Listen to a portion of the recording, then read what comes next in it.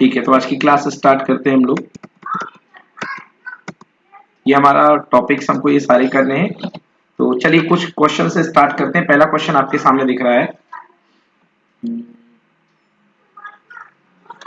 Yes, पहला question दिख रहा है, the cathode rays have particle nature because of the fact that. Cathode rays का पार्टिकल नेचर होता है, मैंने बताई थी, कैथोड रेज इलेक्ट्रोमैग्नेटिक वेव नहीं होती हैं, कैथोड रेज पार्टिकल से मिलकर बनी होती है। ये बात कैसे पता चलती है? पहला बताइए, इन चारों में से कौन सा आंसर सही लग रहा है आप लोग को?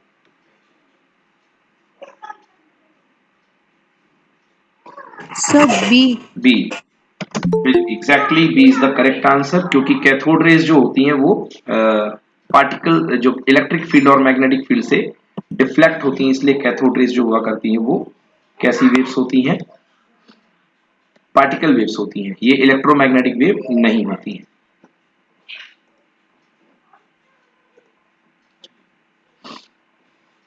तो ये पहला क्वेश्चन बिल्कुल सही। गुड इवनिंग बेटा। यस, यस, इलेक्ट्रॉन पर मिलिकान्स ने एक्सपेरिमेंट किया था E/m को फाइंड करने के लिए। Charge upon Millikan experiment for determination of the charge on the electron. Electron पर चार्ज की जो खोज की थी 1.6 इंटू 10 की पावर 19 माइनस 1.6 इंटू 10 की पावर माइनस 19 कूलम, वो साइंटिस्ट R. A. मिलिकॉन ने की थी। तो उन्होंने एक बहुत ही फेमस एक्सपेरिमेंट किया था जिसको बोलते हैं आइल ड्रॉप एक्सपेरिमेंट। तो उन्होंने आइल की ड्रॉप्स की बौछार की थी, शावरिंग की थी और इलेक्ट्रॉन के ऊपर चार्ज निकाला था। उन्होंने ऐसा क्यों किया था? आपको क्या लग रहा है? इलेक्ट्रॉन एक लुब्रिकेंट है, इलेक्ट्रॉन की डेंसिटी हाई है, इलेक्ट्रॉन इजीली वेपराइज हो जाता है, या इलेक्ट्रॉन वेपराइज नहीं होता इसलिए? मैं ऑयल ड्रॉप एक्सपेरिमेंट मैंने आपको पढ़ाया नहीं, तो जस्ट चलिए इसमें यही मान लीजिए कि आप थोड़ा सा जो अपना दिमाग है वो लगाइए। क्यों आखिर इलेक्ट्रॉन को इन्होंने एक्सपेरिमेंट किया था इलेक्ट्रॉन को लेकर के? सर डी होगा शायद। डी लग रहा है, इट डज नॉट वेपराइज। आपको ये एक्सपेरिमेंट अगर आपने वो न्यूमेरिकल्स करे हैं थोड़े बहुत तो आपको पता होगा ये एक्सपेरिमेंट क्या था। इलेक्ट्रिक फील्ड की दो प्लेट हुआ करती थी, इनके बीच में एक ऑयल की ड्रॉप हो जाया करती थी, और ऑयल की ड्रॉप का नीचे की तरफ लगता था mg और ऊपर की तरफ क्या लगता था? फोर्स। यहाँ प्लस था प्लेट, यहाँ माइनस था प्लेट, तो इसके ऊपर चार्ज आ जाता था, है? तो ऊपर की तरफ फोर्स लगता था क्या? F equal to Q E. तो Q की जगह क्या? जितना भी चार्ज आएगा इसके ऊपर QE, तो इलेक्ट्रॉन अगर आ जाएंगे तो EE बन जाएगा। तो कंसेप्ट क्या हुआ करता था? QE equal to mg, QE equals to mg। तो यहां से Q, इलेक्ट्रॉन के ऊपर जो चार्ज आ गया था, सॉरी ऑयल ड्रॉप के ऊपर जो चार्ज आया था वो निकाल लिया था इन्होंने, कितना? mg upon E। एरिना समझ में आया कंसेप्ट कि नहीं आया? सर आपकी आवाज बहुत कट रही है, मैं कुछ समझ में नहीं आया। ओके, ठीक है, मैं फिर से ट्राई करता हूँ एक बार।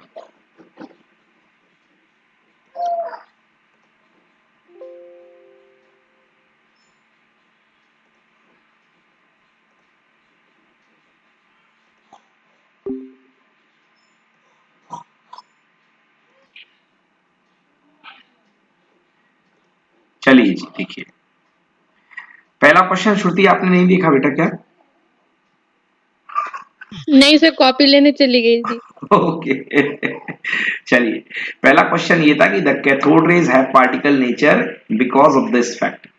कैथोड रेज का पार्टिकल नेचर है वो किस बात से पता चलता है? तो बच्चों मैंने लास्ट क्लास में आपको बताया था कि जो कैथोड रेज होती हैं वो पार्टिकल रेज हुआ करती हैं। कैथोड रेज जो होती हैं वो पार्टिकल रेज होती हैं, जैसे कि ये फिलामेंट होता है बेटा, है ना?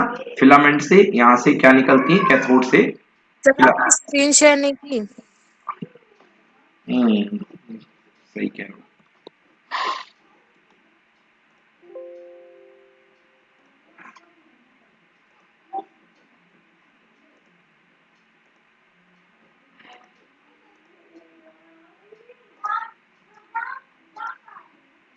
चलो अब ठीक है, आ रही स्क्रीन? Yes sir. हाँ, ये क्वेश्चन था श्रुति, वंस अगेन देखिए, ये क्वेश्चन था कि the cathode rays have the particle nature because of the fact that, cathode rays का पार्टिकल नेचर होता है, ये किस बात से पता चलता है? तो इसका करेक्ट आंसर था they are deflected by the electric and magnetic field. मैंने लास्ट क्लास में बताया था कि ईएम वेव जो होती हैं, इलेक्ट्रोमैग्नेटिक वेव बेटा कैसी होती हैं? न्यूट्रल। क्योंकि इलेक्ट्रोमैग्नेटिक वेव किससे मिलकर बनी होती है?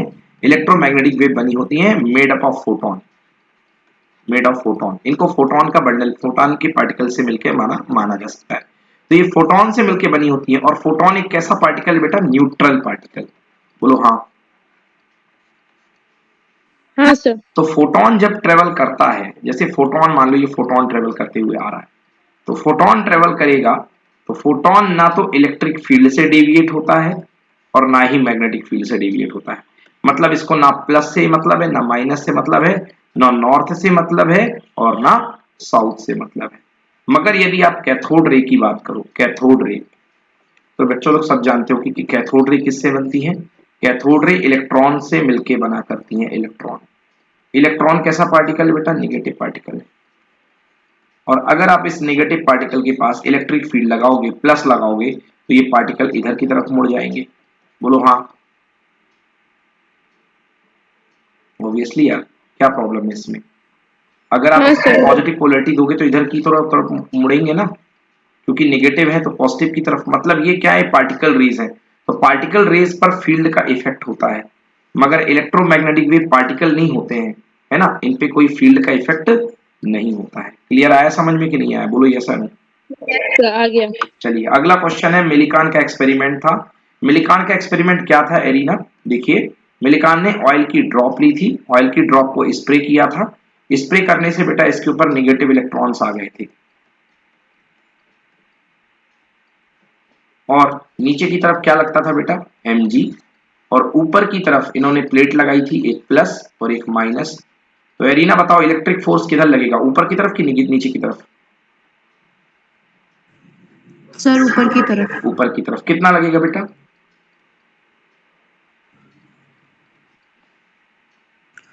Yes sir, QE। Okay F sir. Equal to Q E, है ना?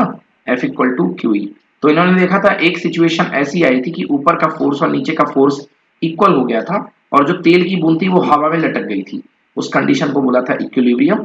तो इस इक्विलिब्रियम की कंडीशन में Q E equal to M G आ गया था, तो इन्होंने क्यू की वैल्यू निकाल ली थी एम जी अपॉन ई। बोलो अब आया समझ में कि नहीं आया?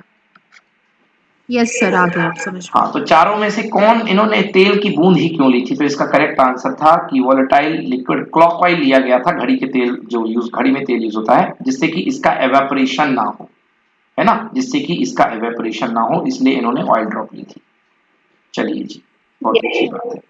ओके, अगला, the mass of the particle, the mass of a particle is 400 times that of the electron. कोई पार्टिकल है, उसका मास जो है वो 400 गुना है इलेक्ट्रॉन के मास का। And the charge is doubled, और उसका चार्ज जो है इलेक्ट्रॉन के चार्ज का डबल है। The particle is accelerated by 5 volt initially the placed it remains at rest, then final kinetic energy उस पार्टिकल की क्या होगी? बताओ भाई, बहुत ही इजी क्वेश्चन है। इलेक्ट्रॉन की फाइनल काइनेटिक एनर्जी क्या होगी? बनेगा कि नहीं बनेगा? चैप्टर नंबर 1 का क्वेश्चन है।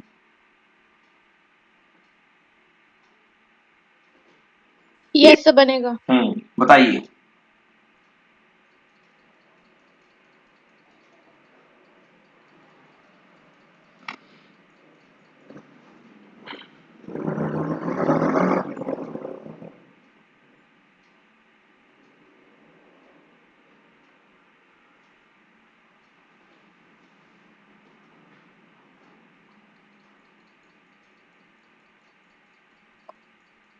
एलिना, नहीं आ रहा समझ में, कैसे करेंगे?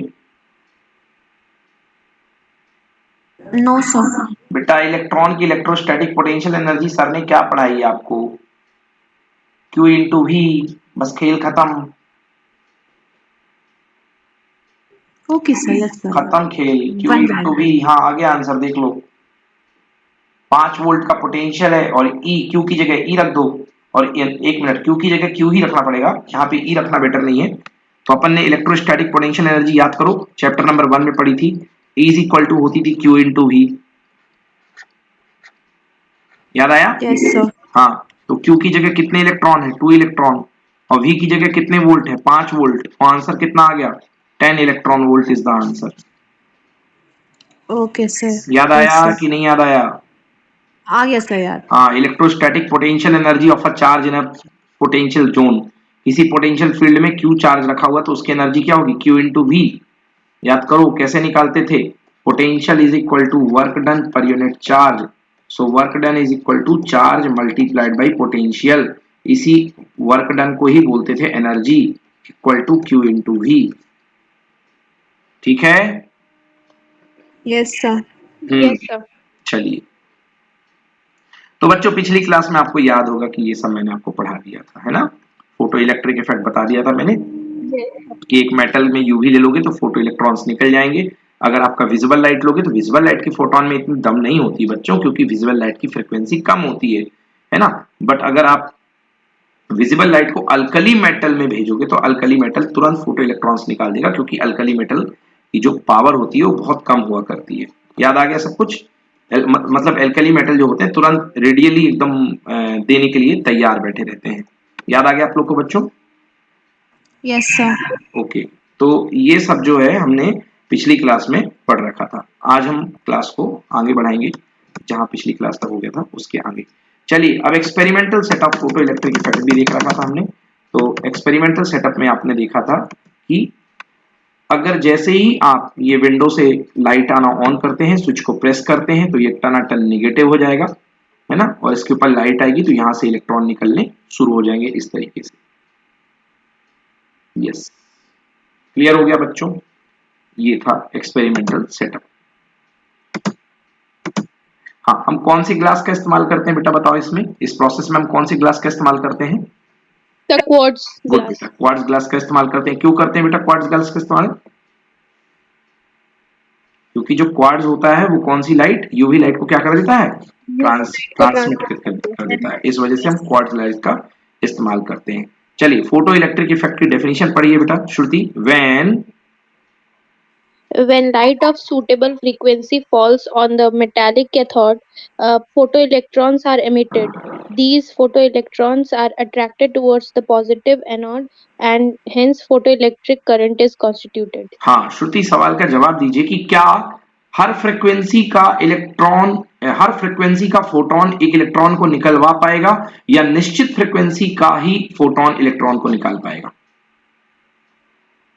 सब particular frequency exactly, particular frequency से कम फ्रीक्वेंसी वाले इलेक्ट्रॉन्स के पर्टिकुलर फ्रीक्वेंसी से कम फ्रीक्वेंसी वाले फोटॉन्स इलेक्ट्रॉन को नहीं निकाल पाएंगे, बिकॉज क्योंकि फ्रीक्वेंसी का रिलेशन सीधे सीधे एनर्जी से होता है फोटोन की।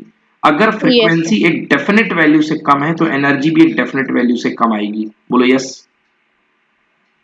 Yes sir. हाँ, तो एक डेफिनेट फ्रीक्वेंसी का फोटोन आना चाहिए, या उससे ज्यादा कहा जाए, या उससे ज्यादा कहा जाए। कम का नहीं चलेगा, उससे ज्यादा का चल जाएगा। जैसे एग्जांपल के लिए ये मान लो आपके पास कोई मेटेलिक सरफेस है। अब ये मेटेलिक सरफेस में ये जो इलेक्ट्रॉन बैठा हुआ है, इसकी सरफेस में आने की जो रिश्वत लगनी है वो लगनी है मान लो 12 इलेक्ट्रॉन वोल्ट। कितनी लगनी है बेटा? 12 electron volt. 12 electron volt, 12 electron volt it require, अगर इसको आना है सरफेस के ऊपर। तो अगर आपके पास कोई उधर से फोटोन आता है, रेडिएशन आता है, इस रेडिएशन की जो एनर्जी है वो 10 इलेक्ट्रॉन वोल्ट है। बताओ क्या ये 10 इलेक्ट्रॉन वोल्ट का रेडिएशन इसको बाहर निकाल पाएगा? No, never. बट यदि 15 इलेक्ट्रॉन वोल्ट का आया तो क्या निकाल पाएगा कि नहीं निकाल पाएगा? यस। बेशक। तो 15 इलेक्ट्रॉन वोल्ट में 12 इलेक्ट्रॉन वोल्ट वो खर्च कर देगा इसको बाहर निकालने में। बोलो हाँ। हाँ सर। प्लस 3 इलेक्ट्रॉन वोल्ट जो एक्स्ट्रा बचेगी, उसकी वजह से क्या करेगा ये इलेक्ट्रॉन सरफेस पर आकर के मूव करेगा। समझ गए ना? इसकी काइनेटिक एनर्जी को मिल जाएगा ये वाला पार्ट। तो ये वाला पार्ट जो 3 इलेक्ट्रॉन वोल्ट है किसको मिल जाएगा बेटा? काइनेटिक एनर्जी को, मतलब हाफ mv² के फॉर्म में। बोलो यस। Yes sir. ठीक है ना? मतलब एक डेफिनेट फ्रीक्वेंसी की रिक्वायरमेंट होगी, क्योंकि डेफिनेट फ्रीक्वेंसी के कॉरस्पॉन्डिंग ही वो डेफिनेट एनर्जी बनेगी। तो बेटा वो डेफिनेट फ्रीक्वेंसी जो कि रिक्वायर्ड होती है, जो सबसे छोटी फ्रीक्वेंसी जो रिक्वायर्ड होती है इलेक्ट्रॉन को just on the surface of metal लाने के लिए, just on the surface of metal, वो छोटी से छोटी फ्रीक्वेंसी को बोलते हैं बेटा हम लोग थ्रेशोल्ड फ्रीक्वेंसी। क्या बोलते हैं एरिना? सर थ्रेशोल्ड हाँ, फ्रीक्वेंसी। Threshold frequency. तो वो छोटी से छोटी जो फ्रीक्वेंसी, जो कम से कम फ्रीक्वेंसी, जिसकी वजह से इलेक्ट्रॉन बाहर निकल आएगा सरफेस पे और वो फोटो इलेक्ट्रॉन का नाम मिल जाएगा, उसको बोलेंगे थ्रेशोल्ड फ्रीक्वेंसी। और थ्रेशोल्ड फ्रीक्वेंसी पर जो एनर्जी गेन करेगा वो इलेक्ट्रॉन, फोटो इलेक्ट्रॉन, वो सबसे कम एनर्जी क्या कहलाएगी? उस एनर्जी को बोलते हैं वर्क फंक्शन। क्या बोलते हैं बेटा? Work work function. फंक्शन। क्योंकि एरिना बताओ, सबसे कम फ्रीक्वेंसी के करस्पॉन्डिंग में सबसे कम एनर्जी बनेगी कि नहीं बनेगी? बताओ। यस सर बनेगी। बनेगी ना। तो वर्क फंक्शन को किससे शो करेंगे बेटा? फाई नॉट से। तो फाई नॉट इक्वल्स टू क्या होगा? H nu naught. हाँ या ना? हाँ sir. Yes, phi naught equals to H nu naught. चलिए, तो आइए अब बात करते हैं कि effect of intensity of incident light on photo electric current. अब हम बहुत सारे ग्राफ पढ़ने वाले हैं बच्चों, बिल्कुल एकदम ठंडे दिमाग के साथ एकदम अपन को सारे ग्राफ देखने हैं। थोड़े डिफिकल्ट हैं तो आराम आराम से समझेंगे, पूरा पूरा टाइम दे करके। कहीं भी डाउट आए तो जरूर बात कीजिए मुझसे। चलिए, इंटेंसिटी तो पहले मैं आपको बता देता हूं भाई, ये इंटेंसिटी क्या होती है। इंटेंसिटी इंटेंसिटी किसकी पढ़ रहे हैं हम लोग? रेडिएशन की। तो लिखो कॉपी में, intensity of radiation is equals to number of photon. Photon मतलब एनर्जी रेडिएशन, एनर्जी इंसिडेंट पर यूनिट एरिया पर यूनिट टाइम। ये था इंटेंसिटी का फॉर्मूला जो हम लोगों ने लास्ट ईयर क्लास 11th में पढ़ा था, है ना? कौन से चैप्टर में पढ़ा था? प्रोपोगेशन, वो ट्रांसफर ऑफ हीट में पढ़ा था जब ब्लैक बॉडी पढ़ाई थी। Intensity of radiation equals to, intensity of radiation is equals to N number of radiations या एनर्जी सिग्नल्स या एनर्जी पर यूनिट एरिया पर यूनिट टाइम। ओके, तो आप लोग को याद होगा इसकी यूनिट क्या आती रही है? एनर्जी अपॉन टाइम को क्या बोलते थे अपन? वॉट पर मीटर स्क्वायर। वॉट पर मीटर स्क्वायर, ये एनर्जी की यूनिट होती थी। समझ गए? मतलब कहने का मतलब क्या है? फीलिंग करो। फील ये करो, मान लो ये आपके पास ए एरिया है। ए एरिया में अगर 10 रेडिएशन आ रहे हैं, 10 रेडिएशन, ये चलो 4 बना लिए मैंने, 4 समझो। तो 4 रेडिएशन आ रहे हैं एक ए एरिया में, और दूसरा है ए एरिया में कितने रेडिएशन आ रहे हैं? 10 10 10 10 5 6 7 8 9 10 10 रेडिएशन आ रहे हैं। तो जरा इसकी मैं इंटेंसिटी की बात करूं, तो इसकी इंटेंसिटी इज इक्वल टू कितने एनर्जी सिग्नल है बेटा? ऊपर 4। तो मतलब वैसे लिखना तो नहीं चाहिए, फिर भी मान लो 4 जूल की एनर्जी आ रही है। 4 सिग्नल, हर एक सिग्नल 1 जूल अगर ला रहा है, आपको समझाने के लिए बस एक्सपेरिमेंट है, अपॉन पर यूनिट एरिया।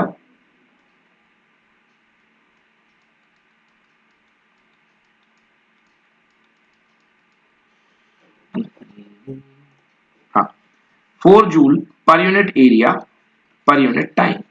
तो इसमें कितना है बेटा? इसमें है 10 जूल पर यूनिट एरिया पर यूनिट टाइम, क्योंकि इसमें नंबर ऑफ रेडिएशन 10 है तो मैंने यहाँ पे 10 मान लिया ऊपर। और एरिया और टाइम तो दोनों का सेम है, मतलब इससे तो कोई फर्क पड़ना नहीं है। तो किससे फर्क पड़ना है इंटेंसिटी में? नंबर ऑफ रेडिएशन से। बोलो समझ आया कि नहीं आया बच्चों? यस सर, आ गया। तो intensity is proportional to yes sir. Number of radiation. Intensity is proportional to number of radiation. अब बच्चों याद रखना कि एक रेडिएशन केवल एक ही इलेक्ट्रॉन को निकाल पाता है, भले ये रेडिएशन दूसरा वाला इसके पास अपार एनर्जी हो, इसके पास इतनी सारी एनर्जी हो, मान लो कि इन सब के पास भी इतनी एनर्जी ना हो इतनी इसके पास हो, मगर कुछ नहीं कर पाएगा बच्चों अगर वो रेडिएशन जो है केवल एक रेडिएशन, यानी कि एक फोटोन एक ही इलेक्ट्रॉन को निकालेगा, अगले रेडिएशन का अगला जो फोटोन आएगा वो अगले इलेक्ट्रॉन को निकालेगा, अगला फोटोन अगले इलेक्ट्रॉन को, अगला फोटोन अगले इलेक्ट्रॉन को। तो अगर ये चारों के पास वर्क फंक्शन है या वर्क फंक्शन से ज्यादा एनर्जी है, तो चारों 4 फोटोन को निकाल, 4 फोटोन 4 इलेक्ट्रॉन को निकाल पाएंगे। 4 फोटोन कभी भी 5 इलेक्ट्रॉन को नहीं निकाल पाएंगे। समझ में आया कि नहीं आया? यस सर, आ गया। Yes sir. तो 4 फोटोन जो हैं वो 4 इलेक्ट्रॉन को ही निकाल पाएंगे। 4 फोटोन कभी भी 5 इलेक्ट्रॉन को नहीं निकाल पाएंगे बेटा। 4 फोटोन 5 इलेक्ट्रॉन को नहीं निकाल पाएंगे। मतलब ये रिलेशनशिप क्या होती है? 1 to 1। अब देखो बेटा, ये मान लो ये कोई मेटेलिक सरफेस है, ये मेटेलिक सरफेस है, यहाँ पर 2 इलेक्ट्रॉन है। अब 2 इलेक्ट्रॉन में बेटा मान लो 3 रेडिएशन आए, एक ये रेडिएशन मिला, एक ये रेडिएशन मिला, एक ये रेडिएशन मिला, 3 रेडिएशन आए हैं। अब 3 रेडिएशन आकर के ये पहला रेडिएशन आया, इसने इलेक्ट्रॉन को बोला ओए चलो बाहर निकलो, तो ये कहेगा एक इसका एक फोटोन आया है यहाँ से, तो एक फोटोन इस पे आके धक्का मारा, इसको बाहर निकलने की बात कहेगा। तो ये कहेगा सबसे पहले भैया तुम ये देखो कि मेरी जो वर्क फंक्शन है, मेरी वर्क फंक्शन 12 इलेक्ट्रॉन वोल्ट की है, क्या तुम आए तो हो, तुम रेडिएशन हो, इंटेंसिटी के पार्ट हो, ठीक है, बट क्या तुम्हारे अंदर एनर्जी 12 इलेक्ट्रॉन वोल्ट है? तो साथ ही साथ ये equals to E naught sorry phi naught equals to H nu naught को ही सेटिस्फाई करना चाहिए। तो अगर ये 12 इलेक्ट्रॉन वोल्ट का है तो निकाल देगा, नहीं है तो नहीं निकाल पाएगा। ऐसे ये वाला आएगा, 2 रेडिएशन आए हैं, अब इससे पूछेगा क्या तुम 12 इलेक्ट्रॉन वोल्ट के हो, होगा तो निकाल देगा बाहर, नहीं तो नहीं निकाल पाएगा। 3 रेडिएशन आए हैं, 12 इलेक्ट्रॉन वोल्ट के हो, होगा तो निकाल देगा, नहीं तो नहीं निकाल पाएगा। अब मान लो हजारों रेडिएशन गिर गए इस सरफेस पे, मगर एक भी 12 इलेक्ट्रॉन वोल्ट की दम नहीं रख रहा है, तो क्या फोटो इलेक्ट्रॉन निकलेगा कि नहीं निकलेगा? सर नहीं नो निकलेगा। सर। नहीं निकलेगा, चाहे हजार आ जाए, इंटेंसिटी चाहे कितनी ज्यादा हो जाए, मगर इंटेंसिटी तो है, सिग्नल्स तो बहुत सारे आए हैं, मगर सिग्नल्स में दम नहीं है। तुमने घर से निकालने के लिए आदमी तो भेजे बहुत सारे, मगर उतनी रिश्वत नहीं दी। कोई 5 रुपए ले रहा है, कोई 6 रुपए लेके आ रहा है, कोई 7 रुपए लेके आ रहा है, कोई 12 रुपए नहीं लेकर के आ रहा है, इसलिए वो नहीं निकला। दूसरा, एक रेडिएशन आपने भेजा और अंदर है 5 इलेक्ट्रॉन, 1 2 3 4 5 5 इलेक्ट्रॉन है, और एक रेडिएशन आपने भेजा कितने का? 90 इलेक्ट्रॉन वोल्ट का, है ना, और इन सब की रिक्वायरमेंट है 10 10 10 10 10। तो मेरे को बताओ श्रुति कि बताओ ये पांचों इलेक्ट्रॉन भगाएंगे बाहर या एक केवल निकलेगा? सर सिर्फ एक निकलेगा। सिर्फ एक निकलेगा, 10 इलेक्ट्रॉन वोल्ट निकलने में ही खर्च कर देगा, और फिर 80 इलेक्ट्रॉन वोल्ट के साथ सपना चौधरी का काइनेटिक गाना एनर्जी नाच होगा नाच होगा, समझ गए ना? Yes, yes sir. केवल ऊपर डांस करेगा इस सरफेस में आकर के, चलिए उस एनर्जी के साथ। तो भाई ये जो है इस तरीके से अपना ये होता है फोटो इलेक्ट्रिक। अब आइए एनर्जी का इंटेंसिटी वर्सेस लाइट का ग्राफ देखते हैं। Intensity versus photo electric current, ये है बेटा इंटेंसिटी, और ये है फोटो इलेक्ट्रिक करंट जो कि माइक्रो एम्पियर में निकलती है। ये देखिए, अगर आने वाले फोटोन सारे के सारे वर्क फंक्शन की प्रॉब्लम नहीं है, तो जितनी ज्यादा इंटेंसिटी जोगे उतनी ज्यादा करंट निकलेगी, क्योंकि जितनी इंटेंसिटी मतलब 4 रेडिएशन आएंगे तो 4 इलेक्ट्रॉन्स निकलेंगे। निकलेंगे कि नहीं निकलेंगे बताओ? Yes sir. Yes sir. मतलब वर्क फंक्शन की प्रॉब्लम नहीं है तो 4 इलेक्ट्रॉन निकलेंगे, और अगर एक इलेक्ट्रॉन से करंट आई है तो 4 इलेक्ट्रॉन से 4 गुना, मतलब इंटेंसिटी प्रोपोर्शनल टू करंट। तो सीधे सीधे डायरेक्टली प्रोपोर्शनल को बना लो बच्चों। तो पहला वाला ये हो गया, तो बोलो समझ में आ गया एरिना, मानसी? यस सर आ गया। Okay okay. अब चलिए देखते हैं effect of potential on photo electric effect. अब पोटेंशियल का हम फोटो इलेक्ट्रिक इफेक्ट पर फर्क देखते हैं। देखो पोटेंशियल फोटो इलेक्ट्रिक इफेक्ट पर क्या फर्क डालेगा, पहले ग्राफ देख लेते हैं, फिर पोटेंशियल का हम फोटो इलेक्ट्रिक इफेक्ट पर फर्क देखते हैं। यस, ये ग्राफ बना हुआ है। अब इसको मैं आपको एक्सप्लेन करने के लिए मुझे पीछे की तरफ चलना पड़ेगा। देखिए ये इलेक्ट्रॉन निकल रहा है, ये निकल भाई, हाँ निकला, ये इलेक्ट्रॉन निकल रहा है, ये निकला। दो सिचुएशन महसूस कीजिए बच्चों, दो सिचुएशन महसूस कीजिए। एक, मैंने इस इलेक्ट्रॉन को रखा, इस एनोड को रखा मैंने +15 वोल्ट पे, और एक इस एनोड को रखा मैंने +20 वोल्ट पे। बोलो तो इलेक्ट्रॉन ज्यादा जोर से, अगर एक इलेक्ट्रॉन निकला ये वाला, तो इस किस वाले की तरफ, किस पोटेंशियल जोन में ये जोर से खींचेगा, +15 में या +20 में? सब +20। +20 में, बिल्कुल सही, क्योंकि ये ज्यादा है। मतलब अगर आप एनोड का पॉजिटिव पोटेंशियल बढ़ा रहे हैं, अगर पोटेंशियल पॉजिटिव बढ़ा रहे हैं, तो पॉजिटिव पोटेंशियल बढ़ाने से करंट बढ़ेगी या घटेगी? बोलो। सब बढ़ेगी। करंट बढ़ेगी। एरिना बोलो, करंट बढ़ेगी या घटेगी? सब बढ़ेगी। बढ़ेगी। बट सवाल है कितना बढ़ेगी? थोड़ा सा बढ़ेगी बेटा, क्यों थोड़ा सा बढ़ेगी? अरे भैया ये निकलने वाले इलेक्ट्रॉन की रफ्तार को तेज करेगा बस। ये थोड़ी ना कि इससे निकला नहीं है और इससे जबरदस्ती ये खींच लेगा। कैथोड के अंदर के इलेक्ट्रॉन खींचने की ताकत इसमें थोड़ी ना है, जब तक यहां से सिग्नल नहीं आएगा। बोलो हाँ या ना? हाँ सर। तो ये करंट को केवल यहाँ के मामले में हल्का सा बढ़ा देगा, क्योंकि जल्दी से खींचेगा। क्योंकि करंट में क्या करें, वो टाइम का फैक्टर भी तो आता है। अगर टाइम कम लगेगा चार्ज को मूव करने में, तो करंट क्या होगी? ज्यादा। बोलो yes. Yes sir. Yes, sir. तो करंट अगर टाइम के मामले में देखा जाए, तो करंट को ये जो है, ये अपना डायग्राम जो है बेटा, ये देखो, ये तो ये जो आपको लिफ्ट देखने को मिला है ना, ये इतना सा, बोलो yes. Yes Yes, sir. sir. हाँ, इतना सा लिफ्ट देखने को मिला है, ये इसी एनोड पोटेंशियल की वजह से। बट इसके बाद खाली, इसके बाद आप कुछ नहीं कर सकते हो।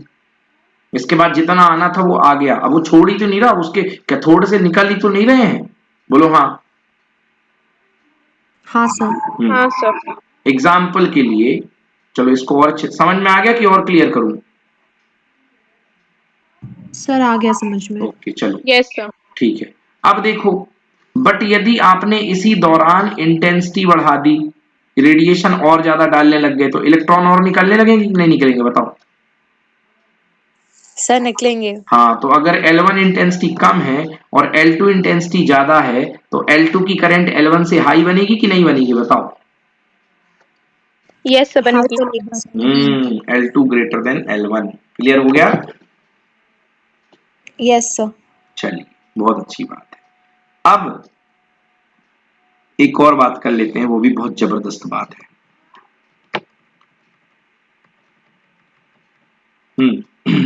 एरिना, यहाँ पे मैं कितने वोल्ट दे दूं? बताओ आप, जल्दी बोलो। कितना वोल्ट प्लस का दे दूं? सर 35 वोल्ट दे दो। अरे बाप रे, बहुत ज्यादा है। चलो दे दिया सर प्लस। 12। चलो 12 दे दो, 12 सही है। एरिना कम करना, ये इलेक्ट्रॉन निकलने वाला है, कम करना शुरू करो। अभी 12 है, इलेक्ट्रॉन हुई खिंच के आ गया। चलो आ गया, चलो आ गया। कम करो इलेक्ट्रॉन एरिना, वोल्टेज कम करो एनोड का, कम करो कम करो। कितना ले लूं? 10 ले लूं? 10। हाँ 10 सर। इलेक्ट्रॉन आया, हुई खिंच के आ गया। और कम करो। सर फिर 5 कर लो अब। 5 इलेक्ट्रॉन वोल्ट खींचा, आ गया, बट आ गया। अब और कम करो। सर 2। अच्छा 1 सर। 1 electron okay. वोल्ट आया, चलो पहुंच गए, बल्ले बल्ले। हाँ पहुंच गया 1 इलेक्ट्रॉन वोल्ट। अब चलो और कम करो, 0 इलेक्ट्रॉन वोल्ट। बोलो हाँ। हाँ सर। हाँ 0 इलेक्ट्रॉन वोल्ट है। क्या अब यहां से निकलने वाला इलेक्ट्रॉन क्या इसके पास पहुंच पाएगा कि नहीं पहुंच पाएगा? सर नहीं पहुंच पाएगा। अच्छा, क्यों नहीं पहुंच पाएगा? आपको याद करो, जब इसके ऊपर आता था कोई रेडिएशन, मान लो इसकी रिक्वायरमेंट 12 इलेक्ट्रॉन वोल्ट की है और ये आ गया मान लो 20 का, तो 12 के बाद 8 एक्स्ट्रा बचता था कि नहीं बचता था?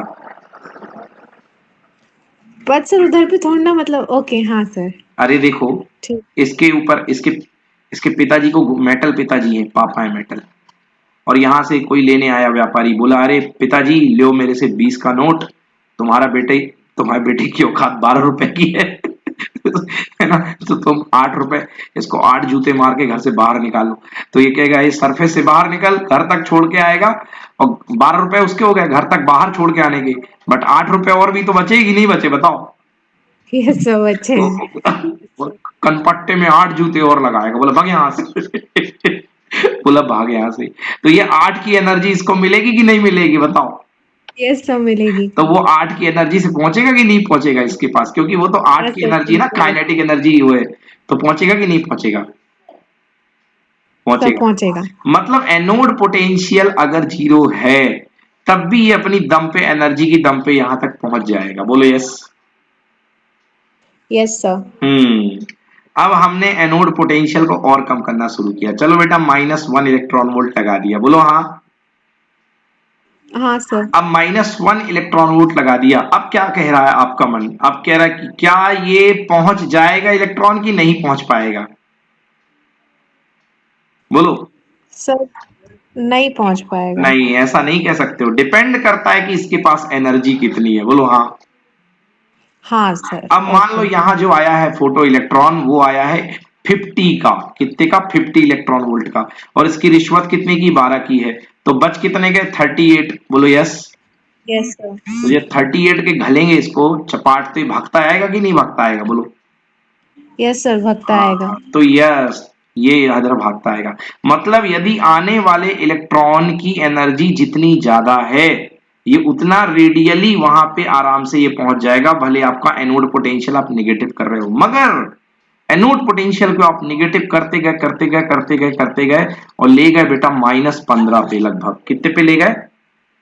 -15। अब ये क्या कर रहा है? अब तो ये रिपल्शन पे उतारू हो गया है। ये कह रहा है कि माइनस निकला, इलेक्ट्रॉन निकला, और ये कह रहा है तू मेरे पास आ मत जाना, बिल्कुल देख मैं -15 टनाटन लिए हूं।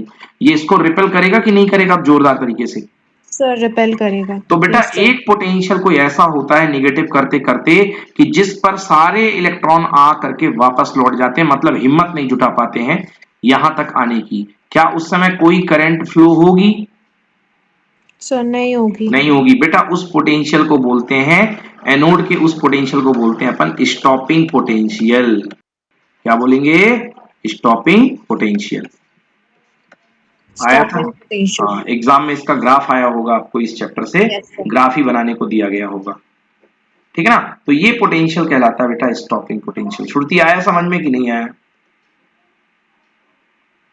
आ गया सर। ओके। तो देखिए ग्राफ देख रहे थे हम स्टॉपिंग पोटेंशियल का। ये ग्राफ है, देखिए ये है, ये सैचुरेशन करंट है। सैचुरेशन करंट मतलब एक लिमिट पहुंच गई तो करंट कांस्टेंट हो जाएगी, वो सैचुरेशन करंट। बोलो यस। Yes sir. ये सैचुरेशन करंट किसको नहीं समझ में आ गई? श्रुति, मानसी, आ गई समझ में कि नहीं आई?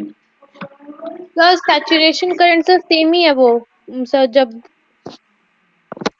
सैचुरेशन करंट बेटा एक थोड़ा सा वो हल्का सा जर्क देगा इलेक्ट्रॉन्स को अगर आप पॉजिटिव पोटेंशियल लगाओगे। उसके बाद अगर आप उसके बाद पोटेंशियल बढ़ा भी रहे हो तो कोई फर्क नहीं निकलेगा। तो उसको बोलते हैं सैचुरेशन करंट, क्योंकि एनोड से तो उतना ही इलेक्ट्रॉन आ रहे हैं ना पर्टिकुलर उसके लिए, इंटेंसिटी के लिए। Yes sir. चलो एक और एग्जांपल देता हूं।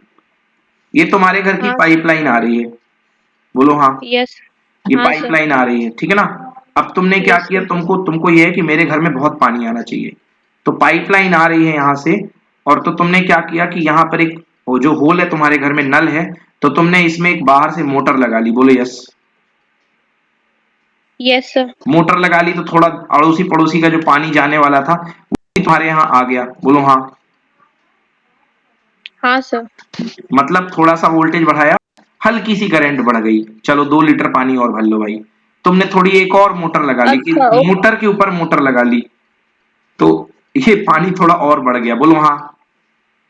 हाँ सर अब ओके तुम सर। मोटर के ऊपर तीसरी मोटर लगा रहे हो, तो पूरा बांध उठ के तो तुम्हारे घर में आ नहीं जाएगा, क्योंकि इसमें जो ट्यूब में हाँ पानी आ रहा है वो तो उतना ही आएगा ना जो पानी आ रहा है।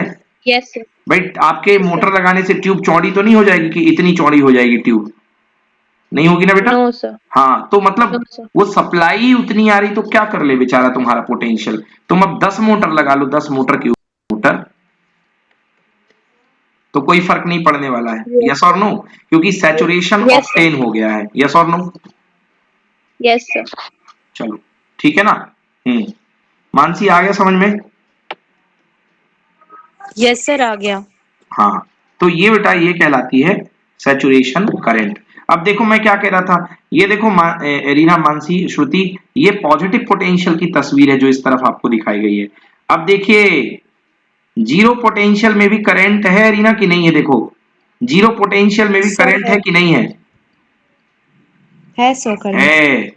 मतलब यदि एनोड का पोटेंशियल जीरो है तब भी वो जो जोर का चांटा पड़ा था उसकी खनक की ओर पहुंच गया लड़का, इलेक्ट्रॉन पहुंच गया। बट अगर आप इसको पोटेंशियल को नेगेटिव कर रहे हो, ये देखो नेगेटिव करा पोटेंशियल को, ओ नेगेटिव पोटेंशियल करते गए, नेगेटिव पोटेंशियल भी यहां पर करंट है कि नहीं है? बताओ एरिना।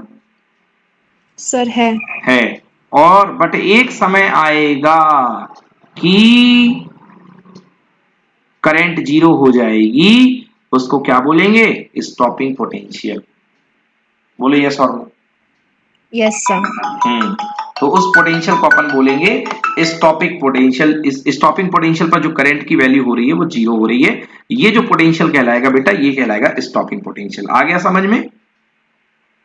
यस सर, आ गया। अच्छा, अब देखो बेटा एक चीज बताओ मेरे को श्रुति, अगर मैं इंटेंसिटी बढ़ा रहा हूं, मान लो मैंने इंटेंसिटी और बढ़ा दी, पहले एक रेडिएशन आ रहा था तो करंट ये थी, दो रेडिएशन आए तो करंट ये हो गई, अगर मैंने 5 रेडिएशन कर दिए तो स्टॉपिंग पोटेंशियल पीछे की ओर चला जाएगा कि वहीं रहेगा कि आगे आ जाएगा? अगर सर एक बार फिर से अगर मैंने इंटेंसिटी बढ़ा दी रेडिएशन की, मतलब बहुत सारे रेडिएशन बढ़ा दिए मैंने, इंटेंसिटी मैंने बढ़ा दी और ज्यादा, जैसे ये L1 है, ये L2 है, मैं और ऊपर ले जा रहा हूं एक इंटेंसिटी कर्व, तो अगर मैं इंटेंसिटी बढ़ा रहा हूं, मतलब number of radiation per unit second बढ़ा रहा हूं, तो स्टॉपिंग पोटेंशियल यहीं पर रहेगा कि पीछे हो जाएगा कि आगे हो जाएगा? सर आगे हो जाएगा sir. No no no no no बेटा, जब 2 के लिए सेम है तो 10 के लिए भी तो सेम होगा। हाँ सर वो भी अरे हाँ सर। एक बात बताओ, स्टॉपिंग पोटेंशियल को आगे पीछे शिफ्ट करने वाली कौन सी चीज होती है? फोटोन की एनर्जी, बोलो हाँ।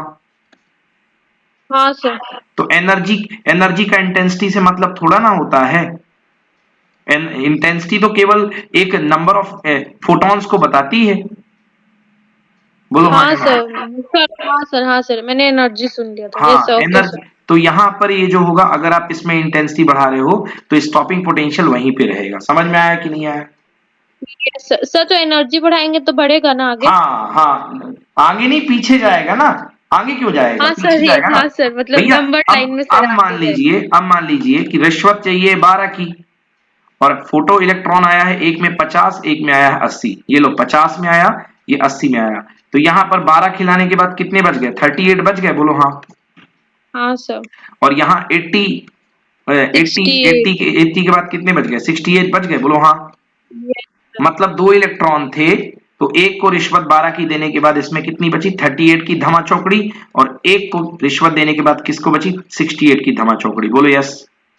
Yes sir. अब ये बैठा है एनोड, ये बैठा है एनोड, ये 68 की धामा चौकड़ी काइनेटिक एनर्जी लेके आ रहा है और ये 38 की लेके आ रहा है। बताओ ज्यादा पावर किस में लगानी पड़ेगी रोकने के लिए, 68 वाले को या 38 वाले को? सर 68 वाले को। हाँ एग्जैक्टली सर। बिल्कुल सही, 68 वाले को। मतलब अगर मैं कहूं कि काइनेट, सॉरी क्या किसके साथ बताऊं, हाँ इसके साथ, एनर्जी का स्टॉपिंग पोटेंशियल के साथ ग्राफ क्या होता है, तो प्रोपोर्शनल जाएगा। समझ में आया ना? जितनी ज्यादा एनर्जी उतना ज्यादा स्टॉपिंग पोटेंशियल। क्लियर है? Yes sir. हाँ, जितनी ज्यादा एनर्जी उतना ज्यादा स्टॉपिंग पोटेंशियल।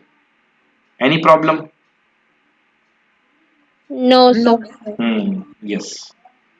चलिए, तो अब एनर्जी किसकी वजह से आती है? फ्रीक्वेंसी की वजह से, बोलो यस। Yes sir. हाँ, तो जितनी ज्यादा फ्रीक्वेंसी उतना ज्यादा स्टॉपिंग पोटेंशियल। क्लियर हुआ? Yes sir. यस। यस। चलो पढ़ो arena, effect of potential on photo electric effect, effect of potential on photo electric effect, पढ़िए बेटा एक बार। Effect of potential on photoelectric current. For a fixed frequency and intensity of incident light, the photoelectric current increases with increase in positive potential applied to the anode. When all the photoelectrons reach the plate A, current becomes maximum and is known as saturation current. Yes, तो फिर current saturation current हो जाती है। Next, when the When the potential is decreased, the current decreases but does not become zero at zero potential. This shows that even in the absence of accelerating potential, a few photoelectrons manage to reach the plate on their own due to their kinetic energy. When negative potential is applied to the plate A with respect to C, photoelectric current becomes zero at a particular value of negative potential called stopping potential or cutoff potential. बिल्कुल सही, बोलो अच्छे से clear हुआ कि नहीं हुआ? Yes sir. Yes, sir. एक सवाल मानसी, जी सर। आप बताइए एक सवाल मेरे को, आप सवाल का जवाब दीजिए। इतने वोल्टेज यस पर, सर। यहाँ जो है, ये जो वोल्टेज है, इस वोल्टेज पर कोई करंट है कि नहीं है? इतने वोल्टेज पर कोई करंट है कि नहीं है, बताइए। ये वोल्टेज पर, स्टॉपिंग के थोड़ा सा सर पहले। इतने वोल्टेज हाँ सर सर होगी, सर होगी। होगी, क्यों होगी? बट ये तो नेगेटिव वोल्टेज है बेटा, वो तो रोकेगा इलेक्ट्रॉन को नेगेटिव एनोड का वोल्टेज, बोलेगा मत आ, तो फिर क्यों होगी? सर काइनेटिक एनर्जी की वजह क्या से। बात है मानसी, पढ़ने लग गई, एकदम सही जवाब है ना, ही लग गई, एकदम अब भी सुना मैंने। एकदम आप सही है, बताओ। काइनेटिक एनर्जी की वजह से वो वहां तक पहुंच जाएगा, बिल्कुल सही है ना। चलिए, thank you sir. Intensity of the incident light does not affect the stopping potential. देखो तुमसे सवाल किया था मैंने यही वाला, श्रुति, क्या इंटेंसिटी स्टॉपिंग पोटेंशियल को इफेक्ट करेगी? श्रुति, नहीं सर, नहीं करेगी। नहीं नहीं करेगी, करेगी सर। बिल्कुल नहीं करेगी। इंटेंसिटी का स्टॉपिंग पोटेंशियल से, फ्रीक्वेंसी से, एनर्जी से कोई लेना देना नहीं है। चलो अगला, effect of frequency of incident light on photo electric effect. बोलो, क्या फ्रीक्वेंसी का फोटो इलेक्ट्रिक इफेक्ट पर कोई प्रभाव पड़ेगा? यस सर पड़ेगा। बस इतना ही पड़ेगा कि अगर फ्रीक्वेंसी ऑप्टिमम नहीं है तो फोटो इलेक्ट्रिक करंट बनेगी ही नहीं, और अगर ऑप्टिमम है तो फोटो इलेक्ट्रिक करंट बनेगी। यस, पढ़िए, for a fix intensity of incident light. For a fixed intensity of incident light, the photoelectric current does not depend on the frequency of the incident light because the photoelectric current simply depends on the number of photoelectrons emitted and in turn on the number of photons incident and not on the energy of the photons. हाँ, ये मैं तब की बात कर रहा हूं कि जब आने वाला रेडिएशन इतना एफर्टेबल है कि वो फोटो इलेक्ट्रॉन को निकाल पा रहा है। मतलब मैं निगेटिव केसेस की बात नहीं कर रहा हूं। अगर सारी परिस्थितियां हमारे सपोर्ट में हैं तो फ्रीक्वेंसी का इंसिडेंट लाइट, फ्रीक्वेंसी का करंट पर कोई प्रभाव नहीं पड़ेगा। बोलो हाँ या ना। सर हाँ अभी सर। आपने बोला कि फ्रीक्वेंसी और एनर्जी सेम प्रभाव देती हैं। तो अब क्या एनर्जी, असर होगा? बेटा एनर्जी पर हम रिलेशन थोड़ा ना निकाल रहे हैं बेटा, देखो किसके साथ निकाल रहे हैं, on photo but sir electric current निकाल रहे हैं ना बेटा। सर फिर बोला था कि फ्रीक्वेंसी और एनर्जी मतलब जितनी ज़्यादा फ्रीक्वेंसी उतनी ज़्यादा एनर्जी, तो फिर बिल्कुल फ्रीक्वेंसी और बिल्कुल बिल्कुल, अभी भी बोल रहा हूं कि frequency equal to energy because formula equal to H nu. But मुझे ये बताओ बेटा आप कि एक रेडिएशन है आपके पास, ये एनोड है आपका, कैथोड है आपका, एक रेडिएशन आपके पास आ रहा है, एक रेडिएशन एक ही फोटोन देगा कि नहीं देगा बताओ? Yes sir. एक फोटोन एक ही इलेक्ट्रॉन निकलवा पाएगा कि नहीं निकलवा पाएगा? Yes sir. अब इस फोटोन की ये आने वाले रेडिएशन की आप फ्रीक्वेंसी बढ़ाते जाओ, बढ़ाते जाओ, खूब बढ़ाओ। अब आप यदि इसकी फ्रीक्वेंसी बढ़ा रहे हो, बढ़ा रहे हो, बढ़ा रहे हो, तो ये बताओ क्या एक फोटोन से दो फोटोन निकाल देगा? नो सर नहीं मतलब निकालेगा। एक इलेक्ट्रॉन से दो इलेक्ट्रॉन निकाल देगा? नहीं सर। नहीं निकलवा नहीं। पाएगा। दो ही केस होते हैं, अगर ये मरेला फोटोन आया है एकदम भूखा, इसको कुपोषित फोटोन आया हुआ है जिसका पोषण नहीं हुआ है, तो या तो नहीं निकाल पाएगा, और अगर दमदार फोटोन से लेकर के कितना भी अच्छा फोटोन आ गया, कितना भी दमदार फोटोन आ गए, एक ही इलेक्ट्रॉन निकलवा पाएगा। बोलो हाँ या ना। हाँ सर। तो क्या इसकी फ्रीक्वेंसी के बढ़ने से करंट बढ़ी कि नहीं बढ़ी? सर नहीं बढ़ी। नहीं बढ़ी, क्योंकि मतलब सर इलेक्ट्रॉन तो चेंज एक ही नहीं हुआ। आया है। हाँ, इलेक्ट्रॉन एक ही आया है। मतलब वो मैं उन केसेस की बात नहीं कर रहा हूं कि करंट निकल वही ना करे। मैंने क्या कहा, अगर सब कुछ ठीक है, फेवरेबल कंडीशन में, अगर आपके पास फोटोन की आप फ्रीक्वेंसी बढ़ा भी रहे हो, तो बेटा क्या फोटो इलेक्ट्रिक करंट पर कोई प्रभाव पड़ेगा? नहीं पड़ेगा। नो सर नहीं पड़ेगा। यही, बस यही लिखा है, एक बार फिर से पढ़ दो। For fixed, For a fixed intensity of incident light, the photoelectric current does not depend on the frequency of the incident light because the photoelectric current simply depends on the number of photoelectrons emitted and, in turn, on the number of photons incident and not on the energy of the photons. Yes, energy of the photon पे depend नहीं करता है। अब अगला है effect of frequency on incident light, effect of the frequency of incident light on stopping potential. बताओ arena, आप ही बताओ कि अगर फ्रीक्वेंसी ज्यादा होगी तो स्टॉपिंग पोटेंशियल उसका ज्यादा होगा कि कम होगा? सर ज्यादा होगा, तो मतलब सर मैं नेगेटिव आपको ज्यादा होगा। मैं आपको दो फ्रीक्वेंसी की हाँ निगेटिव ज्यादा होगा, बिल्कुल सही। जितनी ज्यादा फ्रीक्वेंसी होगी उतना बड़ा निगेटिव उसका स्टॉपिंग पोटेंशियल होगा, जितनी ज्यादा फ्रीक्वेंसी होगी उतना ज्यादा उसका बड़ा स्टॉपिंग पोटेंशियल होगा, बिल्कुल सही कहा आपने। चलिए देखिए, ये है, ये अपने पास है स्टॉपिंग पोटेंशियल और ये अपने पास है 2 कर्व। देखिए अब हमारे पास सैचुरेशन करंट एक ही आ रही है बेटा, सैचुरेशन करंट एक ही है, मतलब एक ही रेडिएशन के हमारे पास हमने 2 फ्रीक्वेंसी देखी है, मतलब एक ही रेडिएशन हमने 2 फ्रीक्वेंसी का एनालिसिस किया है कि एक रेडिएशन 2 फ्रीक्वेंसी का आया है। मान लो ये पॉइंट है कैथोड का, तो 2 सिचुएशन हमने ली है कि इस पॉइंट पर जो पहला रेडिएशन आया है वो है न्यू1 का और दूसरा रेडिएशन आया है न्यू2 का, और न्यू2 इज ग्रेटर देन न्यू1। श्रुति, किसकी फ्रीक्वेंसी Yes, ज्यादा sir. है, सेकंड वाले Sir, रेडिएशन की कि पहले वाले रेडिएशन की? the second वाले की। हाँ, इंटेंसिटी सेम दिख रही कि अलग अलग? सर अलग अलग है सर। गलत। कितने फोटोन आए एक इसमें ही बेटा? एक एक ही तो है ना सर बेटा इंटेंसिटी इंटेंसिटी। से सेम है। हाँ, इंटेंसिटी सेम है बट फ्रीक्वेंसी अलग अलग है। बोलो यस। Yes sir. मतलब करंट सेम बनेगी क्योंकि इंटेंसिटी सेम है, हाँ या ना? हाँ सर।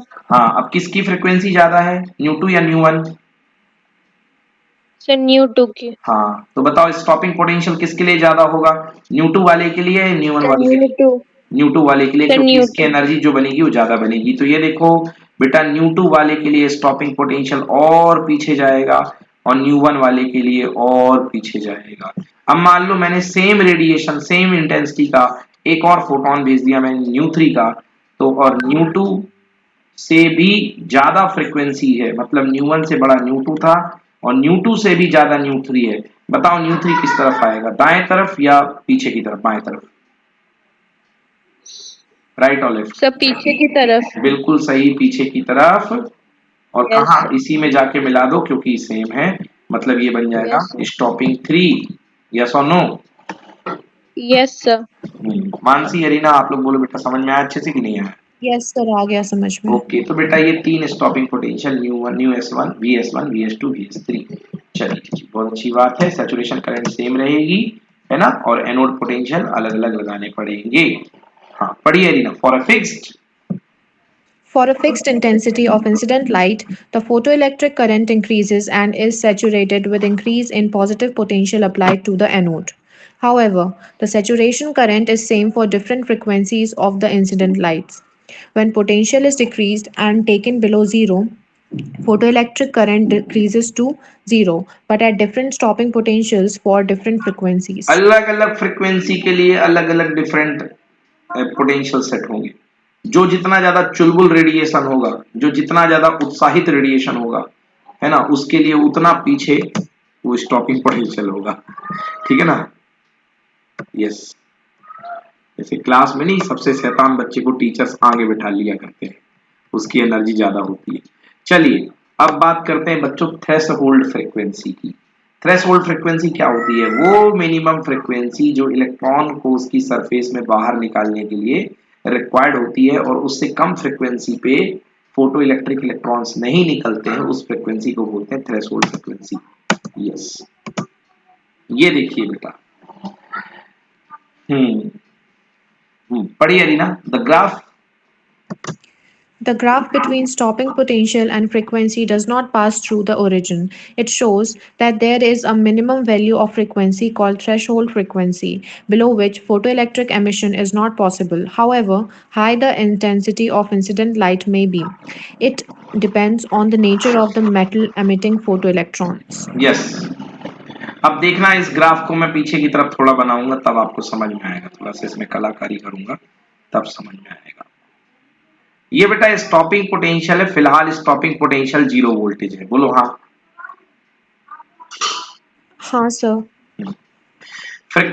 एक मिनिमम फ्रीक्वेंसी रिक्वायरमेंट होती है, 0 फ्रीक्वेंसी नहीं, 0 से ज्यादा की फ्रीक्वेंसी रिक्वायरमेंट होगी, और जैसे फ्रीक्वेंसी बढ़ रही है वैसे स्टॉपिंग पोटेंशियल बढ़ रहा है, बोलो हाँ या ना? हाँ सर। क्योंकि मैंने हाँ पहले सर। पढ़ा दिया आपको stopping potential proportional to frequency. बोलिए यस और नो? Yes sir. अगर इतनी फ्रीक्वेंसी पे स्टार्टिंग हुई है तो इसका कोई ना कोई नेगेटिव पोटेंशियल होगा, इसको रोकने के लिए वो यहाँ पे सेट होगा Vs1, बोलो हाँ।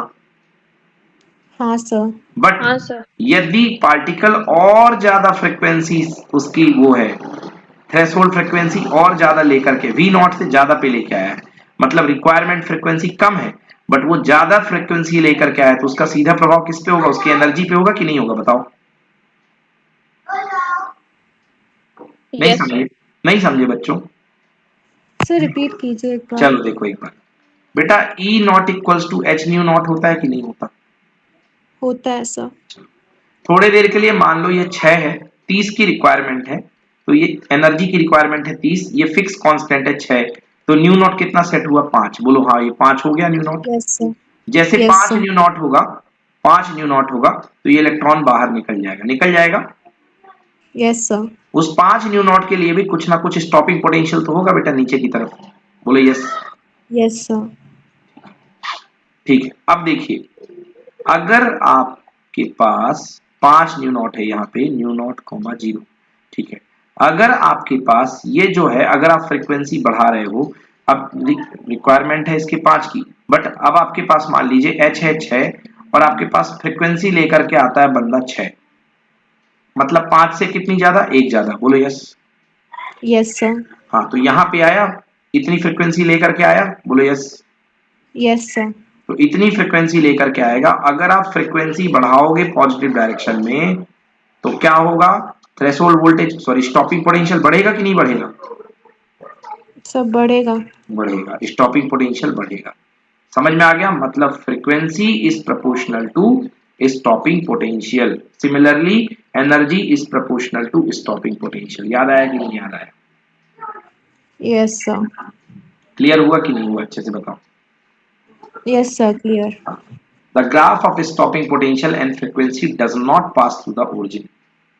भाई जो ओरिजिन से ग्राफ पास नहीं होता है, स्टॉपिंग पोटेंशियल का ग्राफ ओरिजिन से पास नहीं होता है, उसका कारण, क्योंकि ओरिजिन से पास होता तो ये मतलब स्टॉपिंग पोटेंशियल 0 होता और फ्रीक्वेंसी भी 0 होती अगर ओरिजिन से पास होता तो, मतलब फ्रीक्वेंसी भी 0 और स्टॉपिंग पोटेंशियल भी 0, मतलब 0 फ्रीक्वेंसी। अरे 0 फ्रीक्वेंसी कुछ होता है क्या, 0 फ्रीक्वेंसी मतलब रेडिएशन एग्जिस्ट ही नहीं करेगा, बोलो यस। Yes sir. भाई 0 फ्रीक्वेंसी का भला कौन सा फोटोन आएगा, नो, कोई फोटोन नहीं, तो कुछ ना कुछ तो फ्रीक्वेंसी होगी फोटोन की, थ्रेशोल्ड इलेक्ट्रॉन की, तभी तो यस वो सर। निकाल पाएगा, यस और नो। Yes sir. बिल्कुल। चलिए, तो बेटा ये है not pass to the origin, it shows that there is a minimum value of frequency called threshold frequency below which photo electric emission is not possible, जिसके नीचे फोटो इलेक्ट्रिक एमिशन पॉसिबल नहीं होगा, है ना, जिसके नीचे फोटो इलेक्ट्रिक एमिशन पॉसिबल नहीं होगा। However high the intensity of incident light में भी, चाहे इंटेंसिटी लाइट की कितनी भी हो, it depends on the nature of the metal emitting photo electron. अब चलो एरिना एक बात बताओ, यस सर। ये मेरे पास कोई सरफेस है,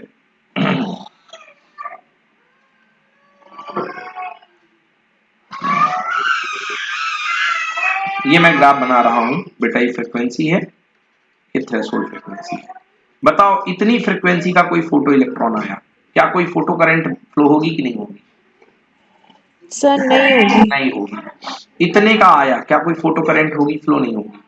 नहीं होगी। इतने में भी आया, क्या कोई फोटो करंट फ्लो होगी कि नहीं, नहीं होगी सर। बिल्कुल नहीं। ठीक है ना, न्यू नॉट पर अगर इसके कोऑर्डिनेट चेक करो बेटा, new not comma 0, x axis पे वाई कोऑर्डिनेट क्या होता है, 0, यस सर। है ना, मतलब अगर कोई थ्रेशोल्ड पे ही आया है, अगर कोई थ्रेशोल्ड पे आया है तो उसके लिए स्टॉपिंग पोटेंशियल कितना दिख रहा है बेटा,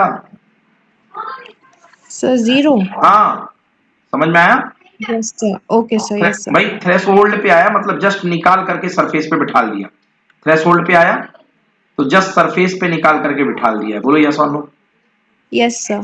तो निकाल करके सरफेस पे बिठा दिया है, तो इसके लिए स्टॉपिंग पोटेंशियल, आप कुछ भी नहीं, बैठा हुआ है ना, अब कैसे चला जाएगा, इस तरफ नहीं जाएगा, समझ में यस आया। सर। Yes sir. अगर आप इसको 0 पोटेंशियल पे कर दोगे बेटा, 0 पोटेंशियल पे, तो आप थोड़ा ना इसको दिखेगा कि ये प्लस है,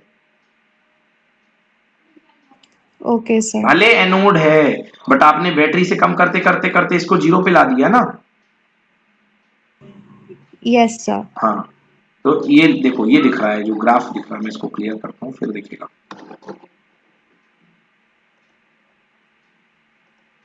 अब दिखा? हाँ, कौन सी फ्रीक्वेंसी है ये? थ्रेशोल्ड फ्रीक्वेंसी, बोलो हाँ। हाँ सर। और अगर कोऑर्डिनेट लिखो तो एक्स कोऑर्डिनेट है थ्रेशोल्ड और वाई कोऑर्डिनेट कितना दिख रहा है? 0। Yes sir. ठीक है, आ गया समझ में? यस सर, आ गया। चलिए जी, इरेजर।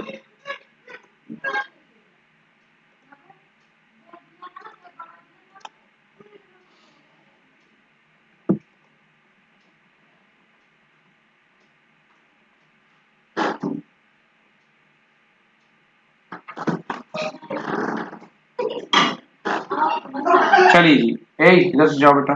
हाँ, चलिए अब पढ़ते हैं बेटा law of photo electric emission. ठीक है ना, अब हम law of photo electric emission पढ़ते हैं।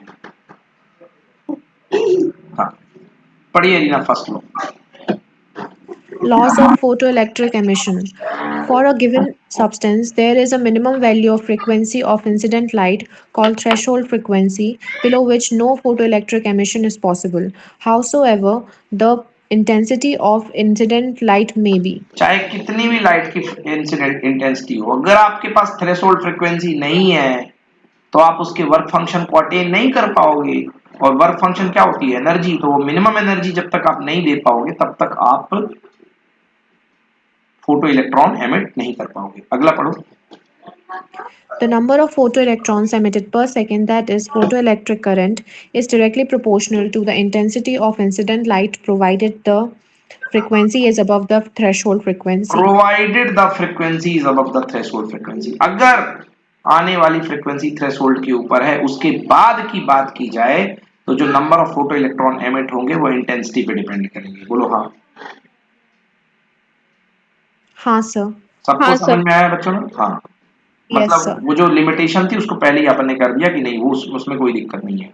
सबकी थ्रेशोल्ड से ज्यादा है या थ्रेशोल्ड भी है तो निकलने वाले इलेक्ट्रॉन जो होंगे इंटेंसिटी पे डिपेंड करेंगे। नेक्स्ट पढ़ो बेटा, द मैक्सिमम।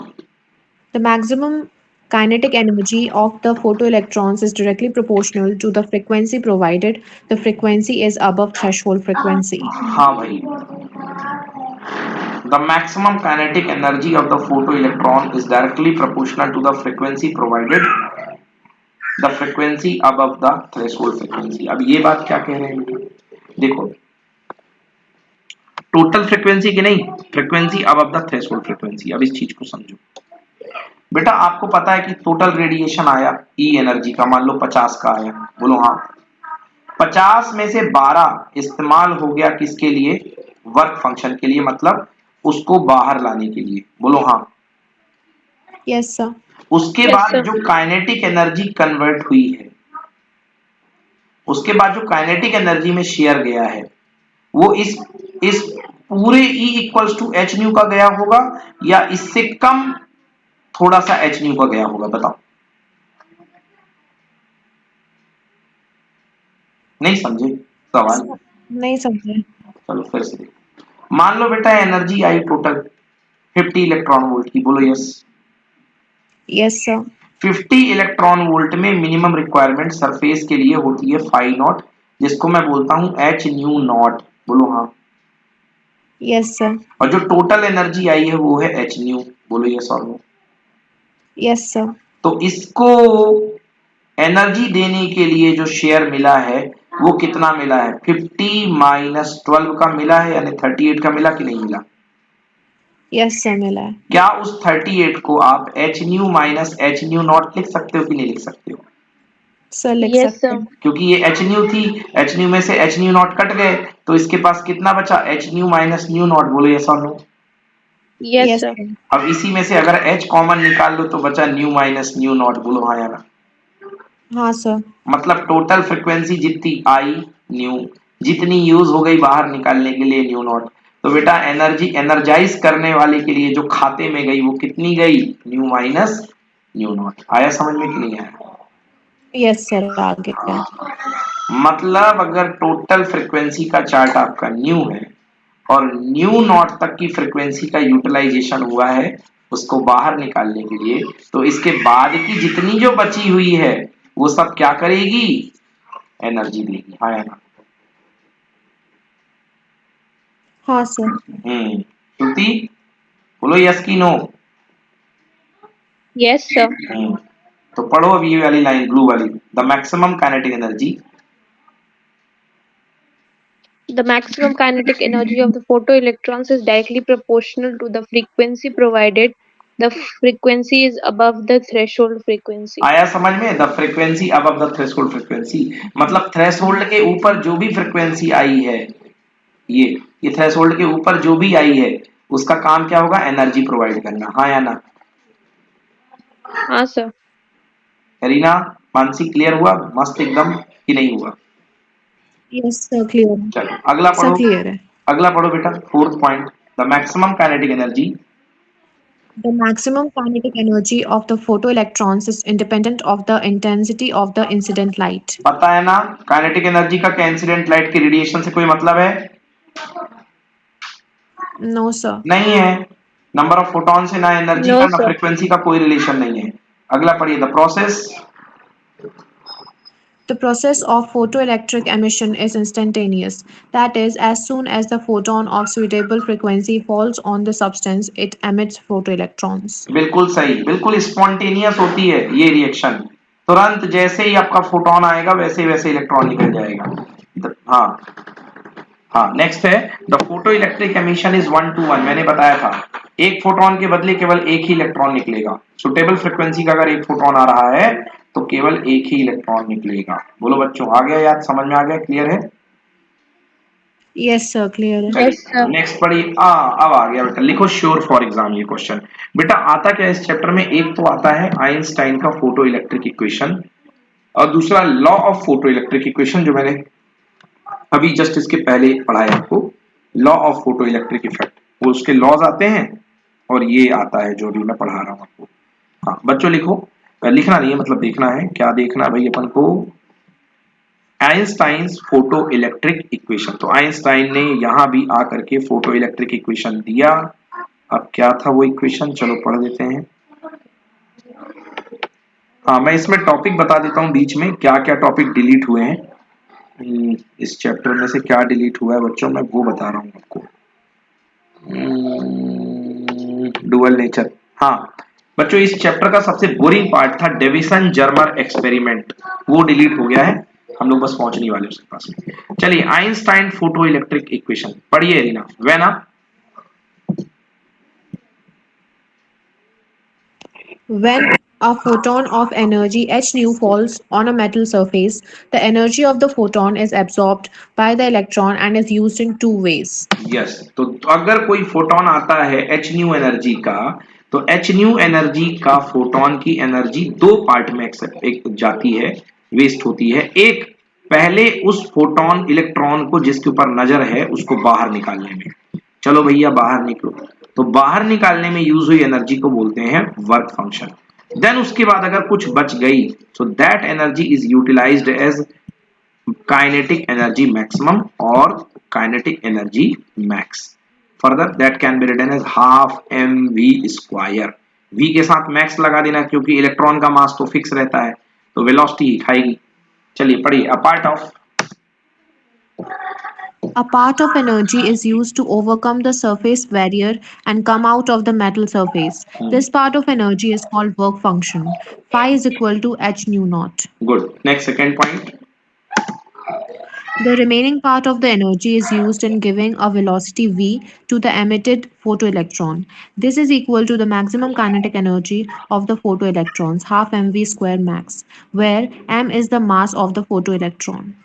चलिए देखते हैं पिक्चर। ये फोटोन आया, बाहर आ गया, इसके बाद एनर्जी मिल जाएगी इसको, चलो डांस होगा इसके बाद by half M V max square. Okay, so according to the law of conservation of energy, total energy H nu equal to 5 plus half M V max square, 5 equals to H nu naught plus half M V max square. तो half M V max square equal to H nu minus nu naught. ये है Einstein का photo electric equation. बोलो बच्चों, समझ में आ गया अच्छे से? Yes, sir, आ गया। अब चलिए, अब इसमें तीन केस डेवलप कर लेते हैं H nu minus nu naught में। H nu minus nu naught में अपन 3 केस डेवलप करके मैं आपको बताता हूँ, बड़े सुंदर सुंदर केसेस है। देखिए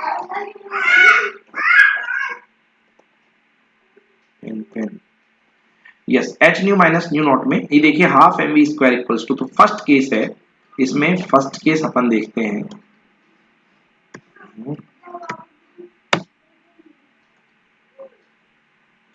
यस, फर्स्ट केस है ये न्यू माइनस न्यू नॉट है बच्चों। तो पहला हम देखते हैं कि न्यू माइनस न्यू नॉट में दो चीज का डिफरेंस है, एक न्यू का एक न्यू नॉट का। तो पहला केस है अगर new is greater than new not, मतलब ये चीज बड़ी है ये चीज छोटी है, मतलब इंसिडेंट रेडिएशन थ्रेशोल्ड फ्रीक्वेंसी से ज्यादा है, इंसिडेंट फ्रीक्वेंसी थ्रेशोल्ड से ज्यादा है। तो देखिए न्यू माइनस न्यू नॉट अगर इससे बड़ा है, न्यू न्यू नॉट से बड़ा है, तो बड़े में से छोटे को माइनस करोगे तो क्या आएगा, पॉजिटिव या नेगेटिव श्रुति?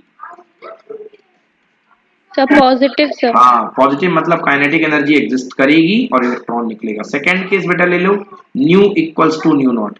तो nu equals to nu naught लोगे तो न्यू में से न्यू नॉट माइनस होके क्या बचेगा Shruti? Sir zero sir. Zero, मतलब काइनेटिक एनर्जी मैक्सिमम कितनी हो जाएगी, जीरो। टस से मस नहीं होगा, इलेक्ट्रॉन आ करके केवल बैठा रहेगा गोलू मोलू बन के, ठीक है ना? क्योंकि kinetic energy yes zero sir. हो गई ना बेटा, बोलो हाँ। Yes sir. थर्ड केस, अगर न्यू नॉट बड़ा है न्यू से, तो बताओ न्यू माइनस न्यू नॉट क्या आएगा, पॉजिटिव की negative? Sir negative sir. Negative. और काइनेटिक एनर्जी क्या कभी नेगेटिव होती है? No sir. No. नो, क्योंकि मास भी पॉजिटिव, v स्क्वायर भी पॉजिटिव, काइनेटिक एनर्जी कभी नेगेटिव नहीं होती, मतलब उस समय ये इक्वेशन अप्लाई नहीं होगा। इसका मतलब photo electric radiation, photo electric emission नहीं होगा, ठीक है ना? क्लियर हुआ कि नहीं हुआ? इसी चीज को पढ़ लेते हैं अपन, पढ़िए Shruti first. Yes, sir.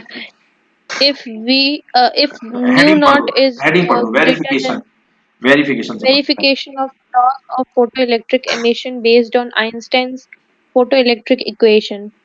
If nu naught is greater than nu, then half mv max square is negative, which is not possible. Therefore, for photoelectric emission to take place, nu is should be greater than nu naught. Yes, next. Since one photon emits one electron, so the number of photoelectrons emitted per second is directly proportional to the intensity of incident light. ये शुरू में ही It is graph मैंने बना clear, दिया था, शुरू में ही graph बना दिया था कि current is proportional to intensity, याद आया पहला graph?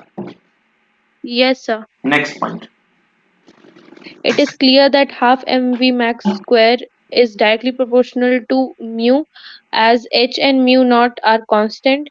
This shows that kinetic energy of the photoelectrons is directly proportional to the frequency of the incident light. हाँ ये बात हम पहले भी कर चुके हैं कि जितनी ज्यादा फ्रीक्वेंसी होगी उतनी ज्यादा काइनेटिक एनर्जी उसे मिलेगी, ठीक है बच्चों? Yes, sir. Next. Photoelectric emission is due to the collision between a photon and an electron.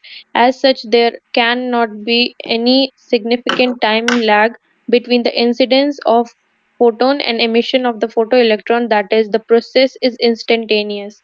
It is found that delay is only 10 to the power minus 8 seconds. बिल्कुल सही, 10 की पावर माइनस 8 सेकेंड, कितना कम delay है, मतलब एकदम spontaneous process होती है। चलिए, application of photo electric effect, application of photo electric effect क्या होते हैं बच्चों? मैं आपको एक चीज बता देता हूँ फोटो इलेक्ट्रिक इफेक्ट। अब जैसे फायर अलार्म होते हैं, तो ऑटोमेटिक फायर अलार्म में बेटा इसके फोटो इलेक्ट्रिक सेंसर लगे होते हैं, तो जब आग जलती है बेटा तो आग से वो रेडिएशन निकलते हैं, तो आग से रेडिएशन जाते हैं और यहां से जैसे ही इसके पैनल के ऊपर पड़ते हैं तो फोटो इलेक्ट्रॉन करंट फ्लो होने लगते हैं। फोटो इलेक्ट्रॉन फ्लो हो गए, इसका मतलब करंट फ्लो हो गई, बोलो यस। Yes, sir. हाँ करंट फ्लो हो जाएगी तो बजने लगेगा हुई हुई हुई हुई, मतलब सब लोग जाग जाएंगे, पानी वगैरह लेके आ जाएंगे। चलो next, automatic burglar alarm. Automatic burglar alarm समझ गए? तो ऑटोमेटिक बर्गलर अलार्म में क्या होते हैं कि ये लोग इंफ्रारेड सेंसर जो दिखा नहीं करते, वो देखी तुम लोगों ने धूम 3? नहीं देखी? Yes, sir. देखिए। Yes, sir, धूम 3 में देखिए। देखो वो जूनागढ़ की तलवार रहती है, उसके चारों तरफ ये रेडिएशंस रहते हैं, चश्मा लगा करके ऋतिक रोशन दिखता है, यस और नो? सर वो 2 है, धूम 2। हाँ धूम 2, अरे बाप रे, हद हो गई मेरी तो। बिल्कुल सही, वो धूम 2 है। तो वो हाँ, तो धूम 2 में ऋतिक रोशन, एग्जैक्टली। तो यहाँ पे जो होता है वो देखा होगा आपने, रेडिएशन देखा करता है इंफ्रारेड की, याद आया बच्चों? Yes, sir. हाँ, तो नीचे लगा रहता है सोलर पैनल, सोलर पैनल बोल गया मैं, नीचे लगा रहता है बेटा ये फोटो इलेक्ट्रिक पैनल। जैसे ही अगर कुछ भी थोड़ा सा यहाँ पे क्रॉस होता है तो यहाँ पे फ्लक्चुएशन आता है, सर्किट ब्रेक हो जाता है और अलार्म बजने लग जाता है। समझ गए? तो ऑटोमेटिक बर्गलर अलार्म में भी इसका यूज होता है। जैसे ही लाइट का फोटोन सिग्नल कटेगा, खटाक से यहाँ पता चल जाएगा। बोलो क्लियर कि नॉट क्लियर? Clear, sir. तो भैया ऑटोमेटिक बर्गलर अलार्म में भी इसका यूज होता है। चोर घंटी, ठीक है। अगला पढ़ दो भाई, ये तो रटने वाली चीजें हैं। एक बार पढ़ दो एलिना इसको, किसमें यूज होता है? Scanners in television transmission, reproduction of sound in cinema film, in paper industry to measure the thickness of paper, to locate flaws or holes in the finished goods, in the astronomy to determine opacity of solids and liquids. सही opacity क्या है? Opacity solid और liquid की कोई कितना OPEC है, कितना ज्यादा ओपैक है, कोई कितना ट्रांसपेरेंट है, कोई कितना ओपैक है, इसको नापने के लिए फोटो इलेक्ट्रिक इफेक्ट का यूज करते हैं। ठीक है? Okay, sir. Hmm, Automatic switching of street lights to hmm. control the temperature of furnace, photometry, beauty meter to measure the face complexion of skin, light meters used in cinema industry to check the light, photoelectric sorting, photo photo copy, counting. Yes. तो इतने सारे uses हैं। Mainly uses याद कर लेना, वही एक तो बर्गलर अलार्म, फायर अलार्म, और दूसरा आजकल जो ट्रैफिक में जो लाइट लगी होती है उनकी ऑटोमेटिक स्विचिंग के लिए। या शहरों में जाओगे तो कोई सुबह से लाइट बंद करने नहीं जाता है, अपने आप लाइट ऑन ऑफ हो जाती है। जैसे अंधेरा होता तो अपने आप चालू हो जाती है, और दिन होता तो अपने आप ऑफ हो जाती है। एंड मेट्रियोलॉजी, चलिए। तो यहाँ से यहाँ पर अपना जो पहला पार्ट है, इसके बाद स्टार्ट होता है बेटा dual nature of radiation and matter. अभी आपने देखा कि लाइट के फोटॉन्स देख लिए हैं, अब सीधे सीधे हम डुअल नेचर की बात करेंगे कि डुअल नेचर होता है, कौन कौन सा नेचर होता है dual nature of radiation and matter.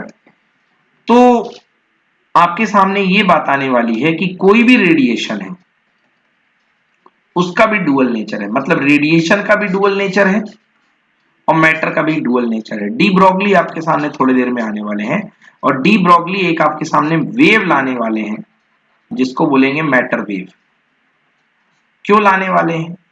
क्योंकि रेडिएशन के डुअल नेचर के बारे में तो आप बहुत दोस्ती कर चुके हैं रेडिएशन के डुअल नेचर से, कि रेडिएशन दो फॉर्म में आता है, या तो वेव फॉर्म में आ सकता है या पार्टिकल फॉर्म में आ सकता है।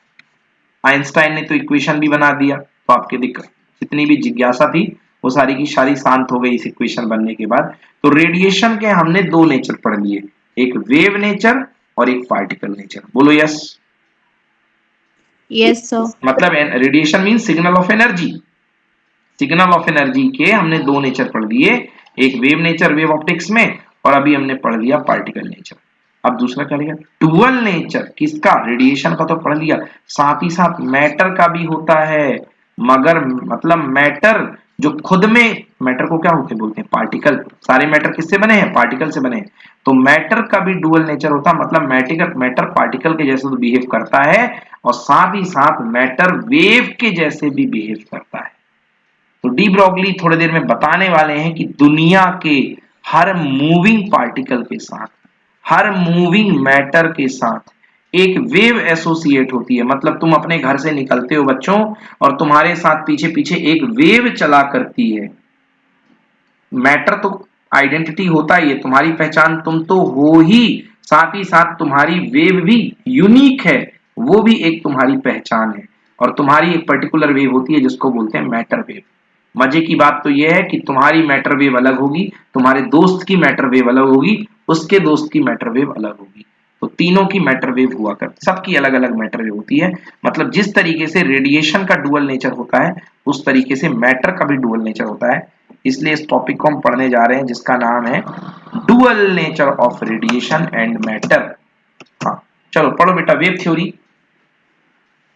Wave theory of electromagnetic radiations explained the phenomenon of interference, diffraction, and polarization. On the other hand, quantum theory of EM radiation successfully explained the photoelectric effect, Compton effect, black body radiations, X-ray spectra, yes, etc. तो इसके पहले हम लोगों ने wave theory पढ़ी radiation की, electromagnetic radiations की। Electromagnetic waves theory की रेडिएशन में हमने बड़ी धूम मचाई, हमने वहां पर पढ़ा इंटरफेरेंस, पढ़ा डिफ्रैक्शन, पढ़ा है ना, पोलराइजेशन पढ़ा। थॉमस यंग को सलामी दी उनके इंटरफेरेंस एक्सपेरिमेंट के लिए, और पता चला कि वेव जो रेडिएशन होता है, इलेक्ट्रोमैग्नेटिक वेव का रेडिएशन, वो सारे टेस्ट सक्सेसफुली पास कर देता है एक वेव होने के। फिर हम आगे आते हैं तो हम उन्हीं रेडिएशंस की, इलेक्ट्रोमैग्नेटिक रेडिएशंस के क्वांटम थ्योरी पढ़ते हैं, मतलब उसके पार्टिकल अस्तित्व को मानते हैं, उसके पार्टिकल एग्जिस्टेंस को मानते हैं, और इसके लिए हम सक्सेसफुली एक्सप्लेन करते हैं कुछ फिनोमिनन को। जैसे फोटो इलेक्ट्रिक इफेक्ट को भी हमने एक्सप्लेन किया, ऐसे ही कॉम्पटन इफेक्ट भी एक फिनोमिनन है जो लाइट के पार्टिकल इफेक्ट, पार्टिकल से बने होने की गवाही देती है। ब्लैक बॉडी एमिशन भी, ब्लैक बॉडी रेडिएशन भी एक फिनोमिनन है जो इस चीज की वेरिफिकेशन करती है कि लाइट पार्टिकल से मिलकर बनी हुई है, और एक्स रे स्पेक्ट्रा, ये सारी बातें। तो यहां से क्लियर होता है कि रेडिएशन का डुअल नेचर तो है। दस रेडिएशन हैव डुअल नेचर, यानी कि वेव नेचर और पार्टिकल नेचर। हाँ, तो एक तो बात साबित हो गई कि रेडिएशन का क्या डुअल नेचर है, हाँ है। बट क्या पार्टिकल का भी डुअल नेचर है? क्योंकि नेचर में तो सिमेट्री पाई जाती है कि जो मेरे लिए होगा वो आपके लिए होगा। अगर रेडिएशन क्या मैटर के जैसे बिहेव कर रहा है, तो क्या मैटर भी रेडिएशन के जैसे बिहेव करेगा? इसका जवाब दिया डी ब्रॉगली ने। पढ़िए बेटा, Louis de Broglie. Louis D. Broglie suggested that the particles like electrons, protons, neutrons, etc. have also dual nature. That is, they also can have particle as well as wave nature. Hmm, Note: in no experiment matter exists both as particle and as a wave simultaneously. It is either the one or the other. That is, the two aspects are complementary to each other. बिल्कुल सही। एक ही time पे आप दोनों analysis नहीं कर सकते हो कि पार्टिकल को आप पार्टिकल रूप में भी देखो और आप वेव रूप में भी देखो, ठीक है ना। यस, हाइजेनबर्ग ने भी अनसर्टेनिटी प्रिंसिपल इसी से संबंधित दिया था कि एक ही समय पे आप जो है एग्जैक्ट पोजीशन और एग्जैक्ट, किसके लिए लगा था बताइए? हाइजेनबर्ग, याद है? मोमेंटम और पोजीशन के लिए, है ना। मतलब एक बताती है वेव थ्योरी और एक बताती है पार्टिकल थ्योरी, को आप एक साथ डिटेक्ट नहीं कर सकते हो। तो यही बात यहाँ पे लुइस डी ब्रॉगली ने भी कही कि एक टाइम पे एक ही चीज को आप एनालिसिस कर पाओगे, या तो पार्टिकल नेचर को फील कर पाओगे, या आपका रेडिएशन, सॉरी कौन सा नेचर, वेव नेचर को फील कर पाओगे। चलिए पढ़िए, his suggestion based upon. His suggestions was based on the nature loves symmetry. The universe is made of particles and radiations, and both entities must be symmetrical. हाँ, तो इन्हों का एक फंडामेंटल लॉ था कि जो प्रकृति है वो सबके लिए बराबर है। तो अगर प्रकृति वेव का सपोर्ट करती है तो प्रकृति को मैटर का भी सपोर्ट करना चाहिए। अगर particle as a wave behave कर सकता है, अगर wave as a particle behave कर सकती है, तो पार्टिकल को भी एज अ वेव बिहेव करना पड़ेगा। ये इस आधार पर डी ब्रॉगली ने अपनी वेव दे डाली। तो डी ब्रॉगली ने कहा कि एक मूविंग पार्टिकल हमेशा एक वेव के साथ एसोसिएट होता है बच्चों। तो ये देखिए आपके सामने एक पार्टिकल है, ये वेव है, वेव के साथ ही पार्टिकल है। अब वेव की वेवलेंथ होती है बेटा, जो आपने पढ़ी होगी, इलेक्ट्रोमैग्नेटिक वेव क्रस्ट से क्रस्ट या ट्रफ से लेकर ट्रफ के बीच की दूरी को बोलते हैं वेवलेंथ। तो according to the de Broglie, a matter particle can be associated with a wave. दुनिया का सारे मैटर पार्टिकल वो जो होते हैं वो एक वेव के साथ एसोसिएट होते हैं। A wave can guide the motion of the particle, और वही वेव उस पार्टिकल के मोशन को गाइड करती है। The waves associated with the moving particles are known as de Broglie wave. Moving particle के साथ संबंध रखने वाली इन तरंगों को हम बोलते हैं मैटर वेव।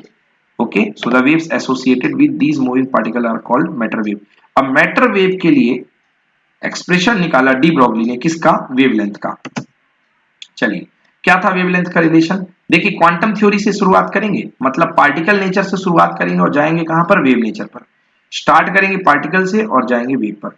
तो अभी तक हमने पढ़ा है कि according to the quantum theory, the energy of the photon equal to H nu, और न्यू इक्वल टू क्या होता है बेटा? C by lambda. एक बार यस बोल दो, nu equal to C by lambda पढ़ाया आप लोग को? Yes, sir. यस, बिल्कुल सही। आइंस्टाइन दूसरी तरफ कहते हैं कि E is equal to M C square, particle की energy equals to M C square, और जो वेव पैकेट होते हैं उसकी एनर्जी क्या होती है? एच न्यू, ठीक है ना। आइंस्टाइन कहते हैं कि दुनिया का कोई भी पार्टिकल है उसकी एनर्जी जो होती है, एनर्जी पार्टिकल की एनर्जी mc² होती है।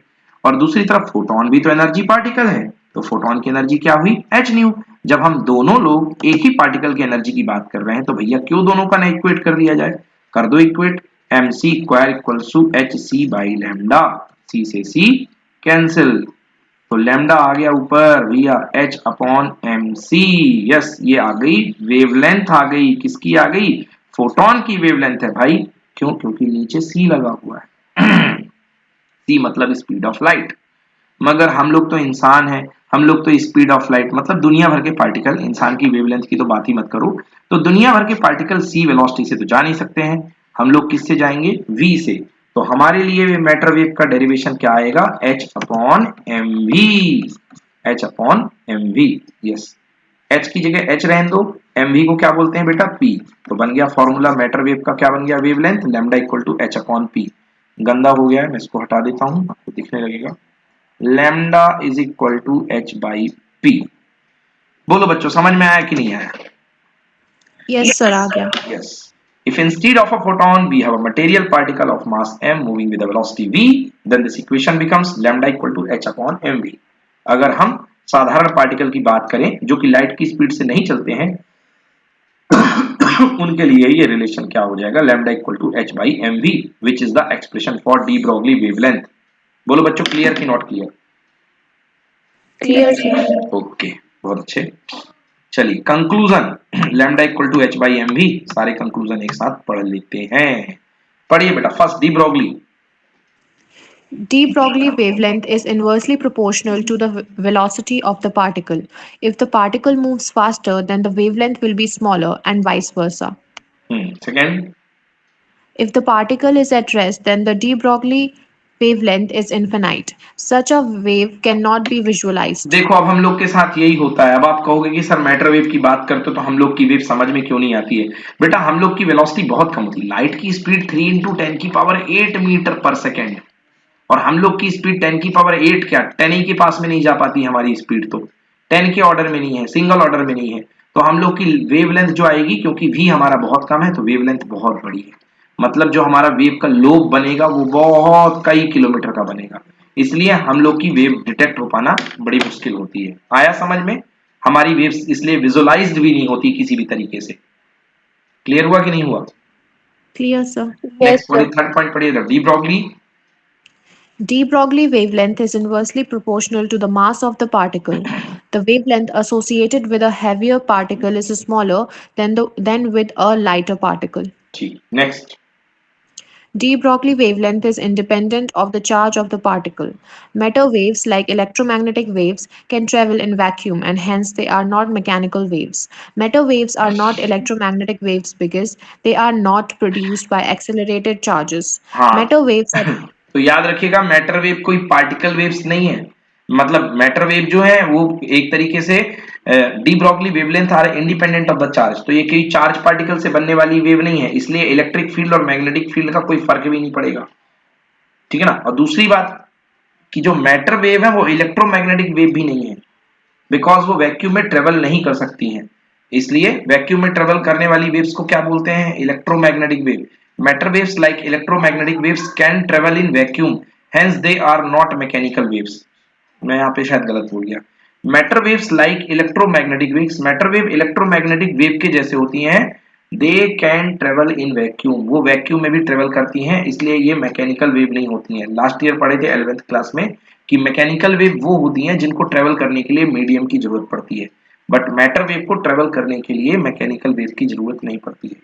अब एक बात ये भी जान लीजिए कि आप ये मत समझ लीजिएगा कि मैकेनिक की जो मैटर वेव है वो इलेक्ट्रोमैग्नेटिक वेव है, no, matter wave electromagnetic wave नहीं है, क्योंकि मैटर वेव को प्रोड्यूस करने के लिए एक्सेलरेटेड चार्ज पार्टिकल का सहारा नहीं लेना पड़ता, जबकि इलेक्ट्रोमैग्नेटिक वेव को प्रोड्यूस करने के लिए किसका सहारा लेना पड़ता है, एक्सेलरेटेड चार्ज पार्टिकल का। और मैटर वेव हमसे आपसे दुनिया के छोटे छोटे किसी भी पार्टिकल से प्रोड्यूस हो जाती है, इसलिए मैटर वेव को इलेक्ट्रोमैग्नेटिक वेव मत कहिएगा, साथ ही साथ मैटर वेव की स्पीड लाइट की स्पीड नहीं होती है। Last point, matter waves are probability waves amplitude of which gives the probability of existence of particle at the point।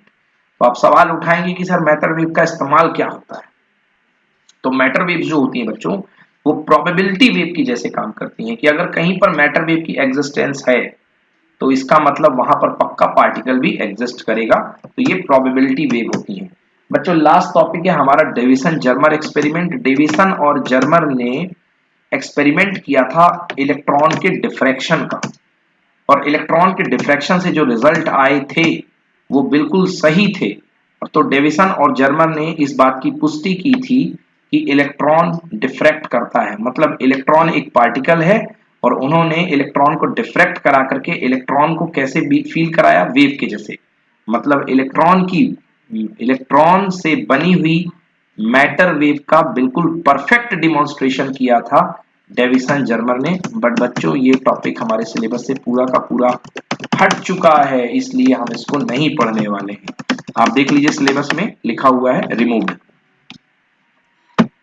ठीक है जी, देख लो भाई एक बार, मैं टैग कर देता हूं ये चलो।